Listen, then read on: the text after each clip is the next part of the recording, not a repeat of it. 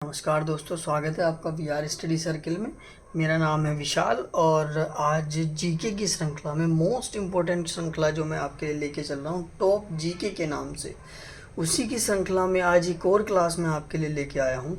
Most important 14 questions लिए हैं। 14 questions में 2 टेबल हैं, जिसमें 2 टेबल में लगभग 5-5, 4-4 क्वेश्चन हैं जो बहुत ज़्यादा इम्पोर्टेंट है आपके दृष्टिकोण से, आपके एग्ज़ाम के दृष्टिकोण से। कुछ भी पूछा जा सकता है, 1 लाइनर क्वेश्चन है। आसानी से 1-2 बार वीडियो देखेंगे याद हो जाएंगे। ठीक है, आपके लिए लेके आ रहा हूँ, बहुत ही ज़्यादा इम्पोर्टेंट है। फालतू कुछ नहीं पढ़ना है, टू द पॉइंट पढ़ना है। ठीक है, तो स्टार्ट करते हैं। मिसलिनियस क्वेश्चन लिए हैं, मिसलिनियस क्वेश्चन की सीरीज़ है, मुश्किल से 3 मिनट की क्लास होगी। ठीक है, चलिए स्टार्ट करते हैं।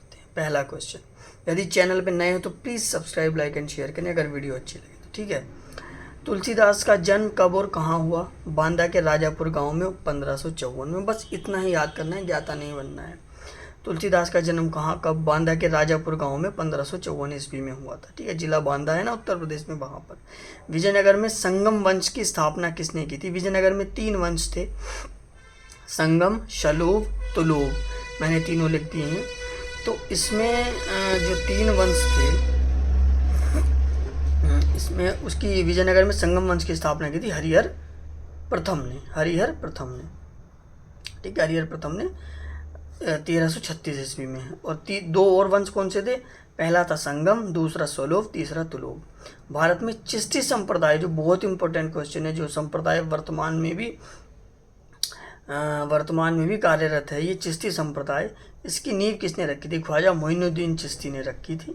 ठीक है, इसका मुख्य केंद्र अजमेर था, जहाँ पे आज भी दरगाह है ख्वाजा मोइनुद्दीन चिश्ती की। ठीक है, हुमायूंनामा बहुत ज़्यादा क्वेश्चन आता है। एक पुस्तक थी हुमायूंनामा, पुस्तक की रचना किसने की थी? ये हुमायूं की बहन थी गुलबदन बेगम, इनको सौतेली बहन कहा गया है।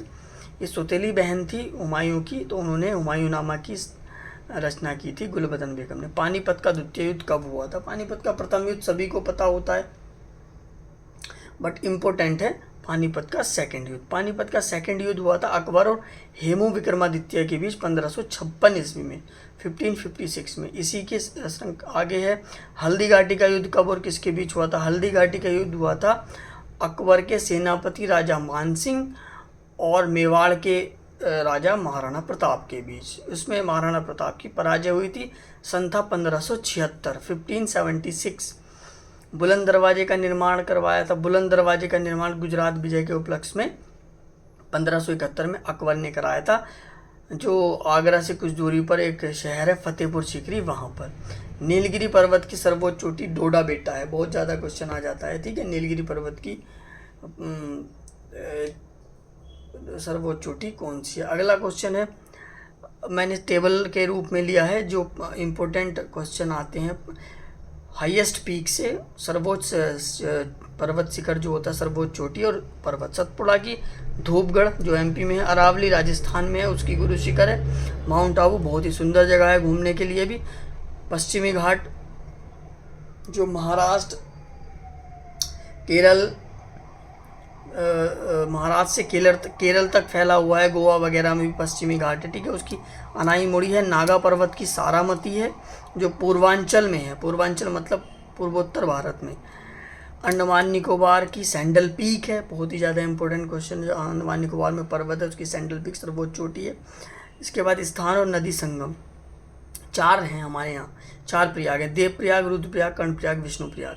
तो चारों किस नदी के संगम से इनका नाम पड़ा हुआ है? भागीरथी पहला, देवप्रयाग, भागीरथी, अलकनंदा दूसरा, मंदाकिनी, अलकनंदा, रुद्रप्रयाग, पिंडाग, अलकनंदा, कर्णप्रयाग, धौली गंगा, अलकनंदा, विष्णु प्रयाग।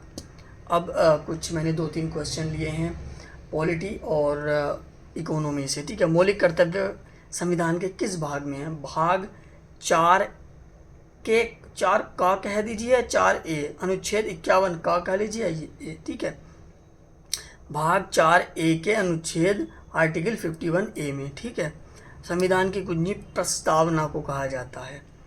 प्रथम पंचवर्षीय योजना की शुरुआत 1 अप्रैल 1951 को हुई थी। कब हुई थी? 1 अप्रैल 1951 को। अगला क्वेश्चन, और ये मौलिक कर्तव्य सोवियत संघ रूस से लिए गए हैं। किस देश के संविधान से मौलिक कर्तव्य लिए गए हैं? रशिया के, रूस के। मिश्रित अर्थव्यवस्था किसे कहते हैं? भारत की अर्थव्यवस्था का जो प्रकार है वो मिश्रित अर्थव्यवस्था है भारत की, जिसमें प्राइवेट और गवर्नमेंट सेक्टर दोनों का सह अस्तित्व हो, निजी क्षेत्र का भी और सार्वजनिक क्षेत्र का भी दोनों का सह अस्तित्व हो, तो उसे कहते हैं हम मिश्रित अर्थव्यवस्था। ठीक है, ये क्वेश्चन हो गया। ठीक है, मात्र 5 मिनट की आपकी क्लास थी। और प्लीज़ अगर वीडियो अच्छी लगे लाइक शेयर सब्सक्राइब जरूर कीजिएगा, जरूर कीजिएगा। ठीक है, कोई गलती हो तो कमेंट करके मुझे बता सकते हैं। Thank you so much, have a good day.